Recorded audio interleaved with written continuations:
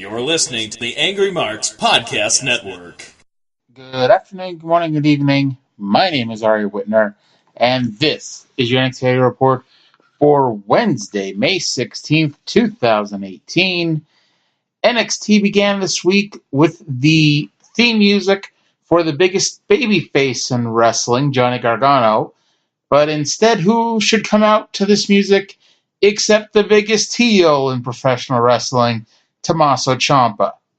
The fans who popped and went wild for Gargano's music then went crazy in anger and vitriol upon seeing the bearded visage of Ciampa.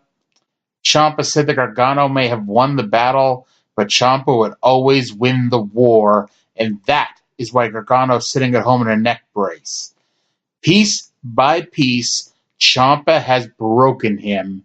He's broken his mind, he's broken his body, he's broken his spirit, and now Johnny Wrestling is gone, and Ciampa has won. Candice LeRae returned, walking out. She snatched the mic right out of Ciampa's hand and asked Ciampa who he was. She thought she knew Tommaso, but doesn't recognize what he's become. He's obsessed with ruining their lives, and she doesn't know why. Candice stated she's done trying to figure him out. He is a monster that Candice will never forgive, and while her husband's future may be uncertain, Tommaso will know that Johnny Gargano was better than him. Ciampa said that maybe Gargano is better, but that boy is not half the man Ciampa is. And that's why, instead of coming out to the ring himself, he sent his cute, precious little wife out to confront him instead. He said Candice has always been more of a man than Johnny. Ciampa then dared her to mess him up like the crowd was encouraging her to do, and was about to wonder out loud how she could marry such a loser when Candice slapped the taste out of his mouth. Ciampa just smiled at her and slithered away. Candice walked up the ramp as Tommaso mouthed, "I win." Brandi Lauren debuted next, going one-on-one with the Lady of NXT, Lacey Evans. Brandi, you may know her by Casey Quinn or Ava Story. She's wrestled for both Shine and Impact Wrestling. Evans has new theme music, and for a lady, she is not very ladylike, as she literally stepped over Lauren before hitting a middle rope moonsault. Evans then won with the ladies' right, which is exactly what it sounds like. She punched Lauren in the face with her right hand. Kairi Sane then appeared out of nowhere, also like that area where they come out on stage, with a forearm to attack Evans as revenge from an Evans sneak attack from a few weeks ago. Kairi threw her back in the ring and went up top for the insane elbow, but Evans rolled out of the ring and ran for her life. Aleister Black was walking around Full Sail University earlier today and talked about potentially facing both Ricochet and Velveteen Dream for the NXT Championship. And we got what's quickly becoming my favorite weekly segment of the show. Dakota Kai cut a promo. Man, somebody somewhere loves this girl. She cut her weekly interview talking about how, without saying as much, talking about being scared of Shayna Baszler.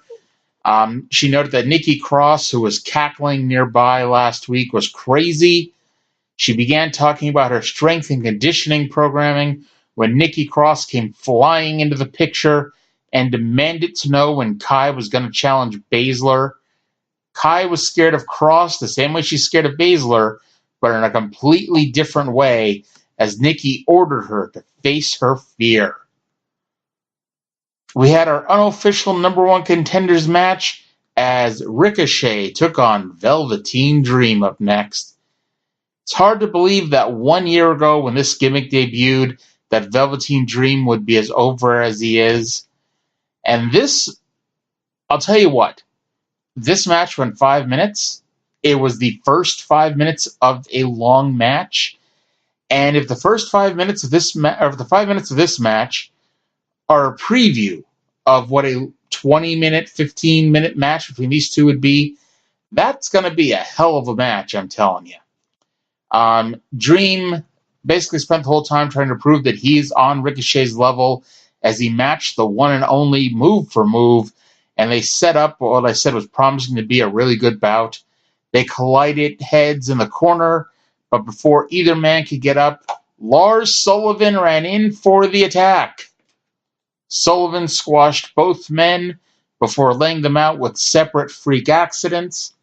Sullivan then made motions that he wants the championship, and he is the true top contender.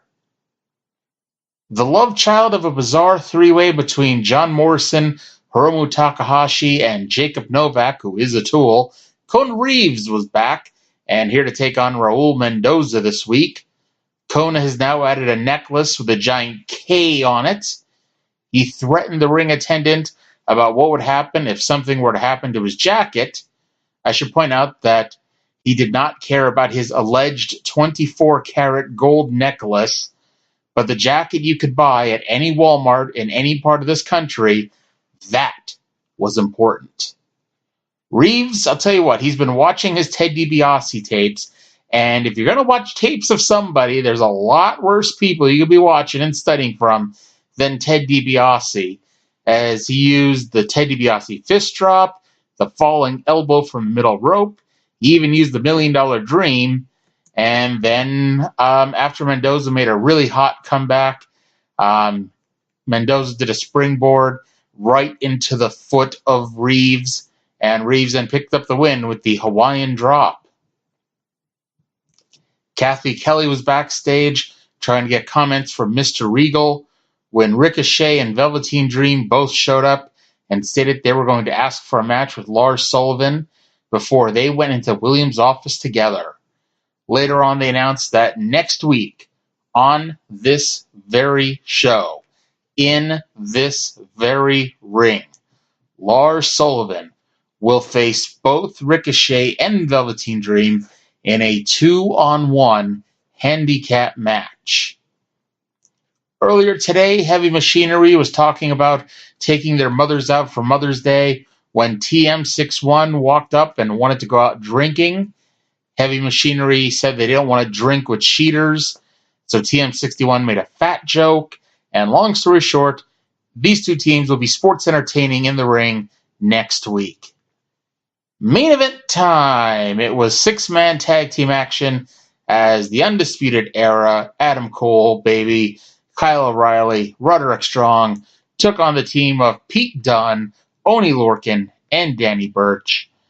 Dunne started the match by angrily stalking Strong, so Strong wisely tagged out as the match got underway. I'm sure this will come to a shock to all of you, but this was as fine of a 6-man wrestling match as you will ever see. Undisputed Era got the heat on Burch until Strong began openly mocking Dunne, so Burch grabbed him in a waist lock until Dunne could tag in and hit an amazing punch to the face. Dunne had his way with his former temporary tag team partner until Cole and O'Reilly distracted Dunne long enough for Strong to take over. Lorcan got the second hot tag and lit into the heel trio. Burch tagged in and we got a double team on Strong. Dunne hit Cole at one point and Cole flew into space as this broke into a 6-way brawl. Strong threw Lorcan into Dunne, sending the two combatants crumbling to the floor, which meant Burch then had to fight Undisputed Era 3-on-1. He more than held his own here, and we ended up with a triple submission. Unfortunately, that led to Strong booting Lorcan out of the single-leg crab, sending Lorcan into a standing crucifix that Dunne had on Cole, and they fell onto the crossface that Burch had on O'Reilly. Got all that? Strong and O'Reilly ended up doing their own miscommunication spot, and almost shockingly, because I'll tell you what, these two have been a team, Lorcan and Burch. They've been a team now for almost a year. And in all seriousness, how many times have they won on TV? I think maybe once. And to the shock of a lot of people, Burch pinned O'Reilly with a wheelbarrow DDT, so unexpected that no one actually reacted to it until the referee counted to 3. And so no one recognized the team's finish. So that does it for this week. We're on the road to take over Chicago. I want to thank you all for listening, and I'll talk to you again in 7 days. You're listening to the Angry Marks Podcast Network.